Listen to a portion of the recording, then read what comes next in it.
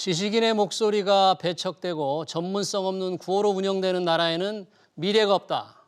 이 같은 인식을 바탕으로 불확실한 미래에 대응하기 위해서 정책 논의를 이끌어내고 선제적 대안을 제시하겠다는 민간 싱크탱크가 출범했습니다. K정책 플랫폼이라는 건데요.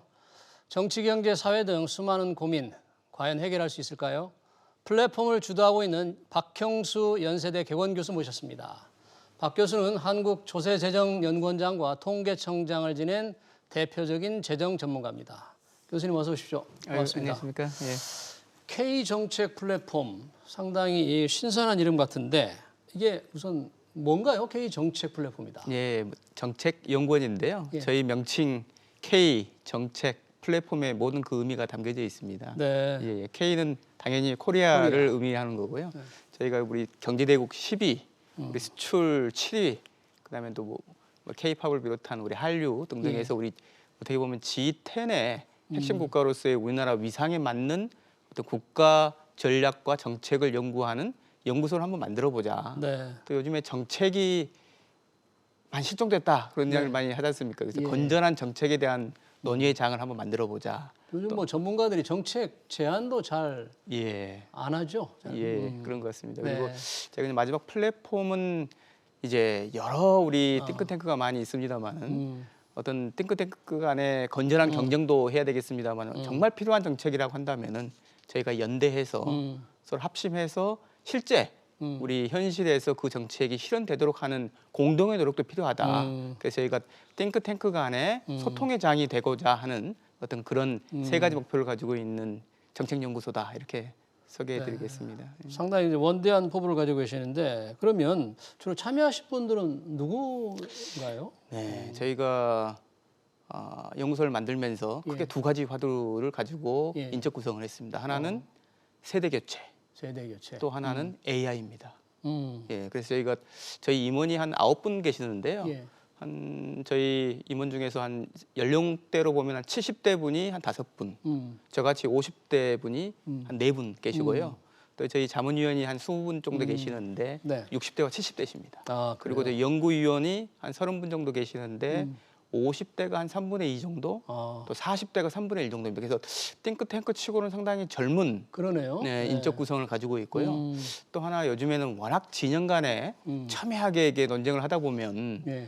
자기 확증 편향에 빠지기 쉽지 않습니까? 그죠? 그런 것 같습니다. 그래서 객관성을 많이 놓치는 것 같아서 저희가 AI를 활용을 해서 우리 국민들이 어떤 정책을 원하고 또 저희가 정책을 제안을 했을 때 그 정책에 대해서 어떻게 반응하는지를 AI를 통해서 객관적으로 좀 분석을 해서 제가 피드백을 받으면서 예. 연구원을 운용을 하려고 합니다. 그래서 저희는 네. 세대 교체와 AI를 우리 통해서 좀 바탕으로 객관적인 했습니다. 그런 의견을 받아서 하겠다 그런 얘기네요. 자, K정책 플랫폼이 만들어진 지 얼마 안 됐는데 첫 정책 브리프 자료가 나왔다 그래요? 예. 제목을 보니까 국가 채무 더 늘려도 되나 이런 거던데 어떤 내용인가요? 국가 채무를 더 늘리면 뭐 안 된다는 것 같긴 한데 왜 안 되는 예. 건지 어떤 건 겁니까? 최근 일부에서 예. 우리나라의 국가 채무 규모를 우리 OECD 국가들하고 비교를 하면서 수치적으로 예. 우리나라가 OECD 국가들이 한 절반밖에 되지 않는다. 정부가 주로 이제 그렇게 얘기하는 것 같은데. 예, 그래서 이제 국가 채무를 조금 더 늘려도 된다 예. 이렇게 주장을 하고 있어서요. 예. 저희가 2011년도에 예.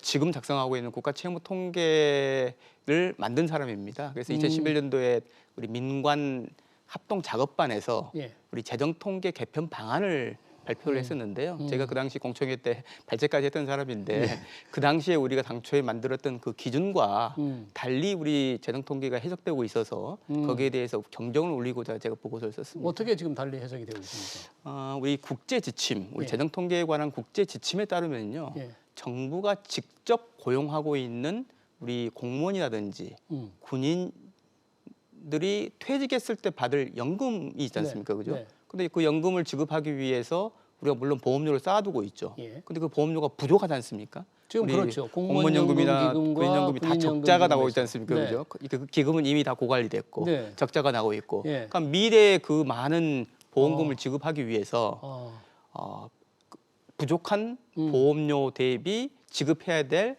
연금 지급액 그 차액을 부채로 인식을 합니다. 결국은 국가가 책임져야 되니까 국가가 나중에 맞습니다. 갚아줘야 될 거다. 예. 그래서 어떻게 보면 국제 지침에서는 이러한 공무원연금과 군인연금의 충당부채를 그걸 복잡한 용어로 충당부채라고 부르긴 합니다만 네. 이 충당부채를 포함해서 재정 관리를 해라, 국가부채 관리를 해라 이렇게 지침이 되어 있습니다. 그럼 그걸 포함하면 국가 부채 비율이 확 올라간다 그런 얘기예요? 지금 현재 안타깝게도 지금 OECD 같은 국제 기구에서 예. 이게 국제 지침에 따라서 우리 국가 채무 통계를 발표하면 좋을 텐데 많은 나라들이 이런 연금 충당부채를 빼고 발표를 하고 있습니다. 그래서 우리나라도 제가 2011년도에 공청회를 했다고 말씀을 드렸는데 그때도 저희 고민이 지침에서는 넣어라.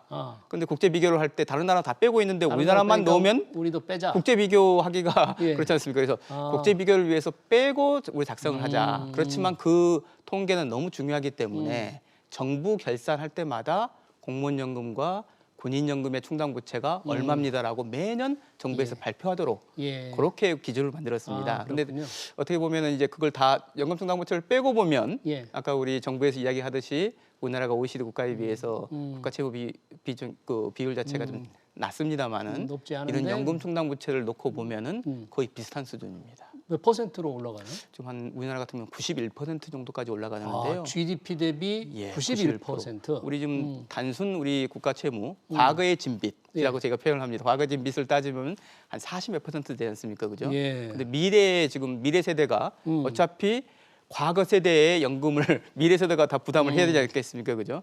그렇게 미래 세대에게 떠넘겨진 빚이 또 그만큼 있다 이렇게 말씀드릴 수 있겠습니다. 그러면 그런 공무원연금과 군인연금에 나중에 갚아야 할 빚까지 넣어서 국가부채를 관리해야 되는데 그걸 안 하고 빼고 나서 딱 하니까 우리 괜찮다. 빚을 더 늘려도 된다 이러잖아요. 그러면서 정부에서는 지금 금리가 워낙 낮으니까 국민을 위해서 빚을 좀 내는데 그게 무슨 대수냐.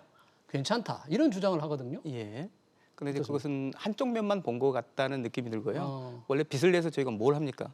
그 빚을 가지고 뭔가 생산적인 일을 해가지고 그 빚을 갚고도 남을 만한 투자를 해야 되지 않겠습니까, 그죠?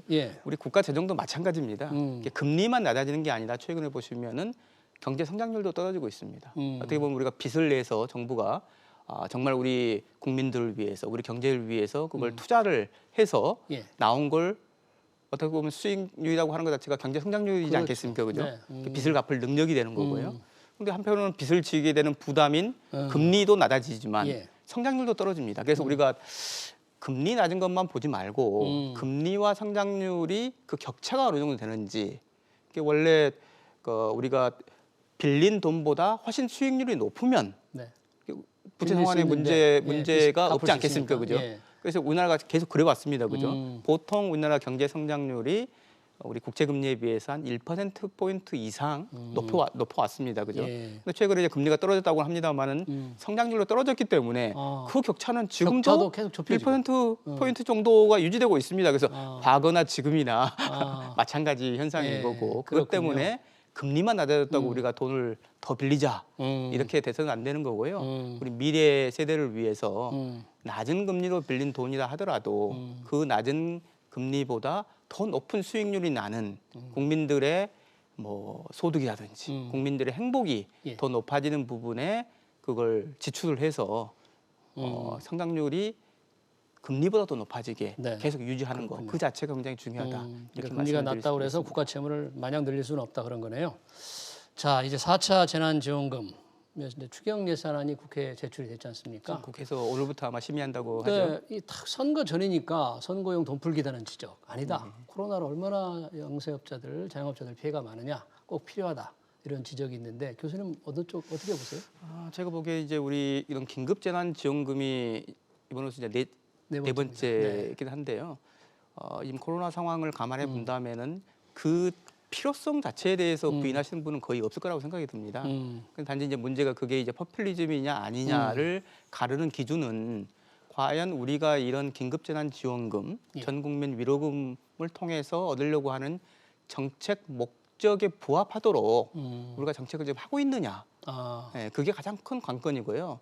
그 내용 중에서 가장 지금 저희 경제학자들 사이에서 논쟁이 되고 있는 부분이 재난지원금을 투입을 했을 때 과연 지금 현재 우리 코로나19로 인해서 피해받은 분들이 얼마나 혜택을 보고 있느냐. 또 우리 경제적으로 봤을 때 침체된 소비가 얼마만큼 그만큼 조금 도움이 되고 있느냐 그 성과를 지금 놓고 좀 논쟁을 많이 벌이고 있는 것 같습니다. 네.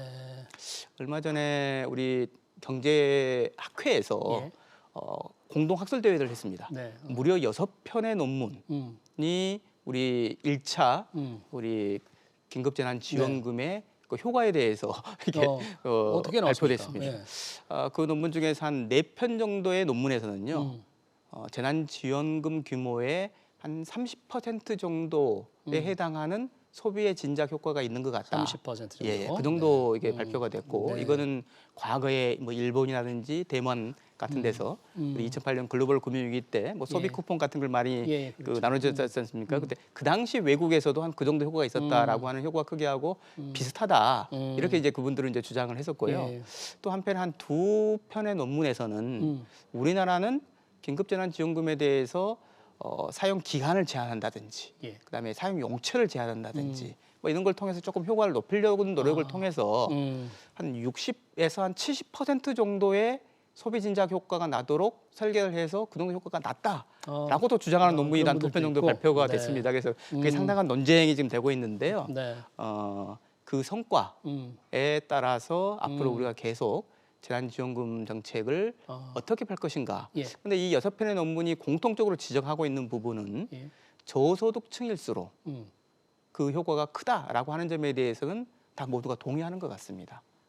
그런 저소득층에 예. 좀 선별적으로 좀 두텁게 지원해야 된다. 그런 걸 상징하는 겁니까? 예, 그러면 투입 대비 효과는 더 많이 나는 걸로 많이 나올 수 있다. 예, 그렇게 되고 있는 것 같습니다. 예. 예. 지금 뭐 대통령께서 전 국민 이제 지금 4차 재난지원금에다가 전 국민을 위로하는 돈을 좀 지급해야 된다는 말씀을 하셨는데 이거하고 4차 재난지원금하고 좀 또 다른 이슈가 되는 것 같아요. 예. 그건 어떻게 평가하십니까? 이제 한 가지 제가 성과에 대해서 이제 효과에 대해서 말씀을 드렸습니다만 또 하나 우리가 잊어버리면 안 되는 것 자체가 그럼 그 돈은 재원이 어디서 나오느냐를 또 생각을 해야 됩니다. 그럼 지금 현재 지금 당장은 네. 뭐 국채 발행을 통해서 빌려서 이제 그 전국민 위로금을 지급할 예. 수도 있겠습니다만은 결과적으로는 나중에 그 빚은 국민들 세금으로 갚아야 됩니다. 그죠? 그렇죠. 예, 그럼 국민들의 세금이라고 하는 부분은 대부분 고소득자, 자산가 아니면은 대기업들이 많이 세금을 많이 내지 않습니까, 그죠? 이제 어떻게 보면 정치공학적으로 보면은 그분들이 세금을 많이 내서 국민 위로금을 지급하기 때문에 그분들에게 좀 혜택이 가야 되는 거 아니냐 네. 이렇게 말씀을 드릴 수 있겠습니다만은 어떻게 보면 세금이라고 하는 게 많이 거두면 거둘수록 부담이 되는 거거든요. 그렇죠. 그래서 어떻게 보면 어떤 분들은 차라리 세금을 안 내고 안 받겠다 이런 분들이 많이 계시지 않습니까? 어차피 그죠? 재난지원금을 주려면 세금을 더 거둬야 되는데 세금을 걷고 또 지급하는 과정에서 상당한 부분에 누수 현상이 발생을 합니다. 사실상 그죠. 그렇군요. 그래서 어떻게 보면 차라리 그 부분은 안 걷고 안 주는 게 좋겠다라고 생각하시는 분이 상당히 많다. 그래서 어떻게 보면은 좀 그 효과가 어떻게 될 것인지, 예, 효과 그다음에 문제. 재원 조달을 어떻게 할 것인지 이 여러 가지 면들을 다 고려해서 결정을 해야 되지 네. 너무 정치적으로만 결정이 돼서는 안 된다라고 하는 게 저희 같은 전문가들이 하는 그러니까 이야기입니다. 재난지원금이 필요하긴 하지만 효과가 어느 정도 되느냐. 또 재원은 어디서 나오느냐를 좀 생각해서 예. 좀 경제학적 좀 분석을 좀 했으면 좋겠다 그런 얘기네요. 그래서 저희 같은 연구원이 필요하지 않겠습니까? 그죠? 알겠습니다. 정책적 논의를 좀 많이 해야 될 것 같습니다. 네, 많은 정책 제안을 해주셨으면 좋겠네요. K 정책 플랫폼 상당히 기대가 됩니다. 이 플랫폼을 이끌고 있는 박형수 연세대 개원교수 함께했습니다. 고맙습니다.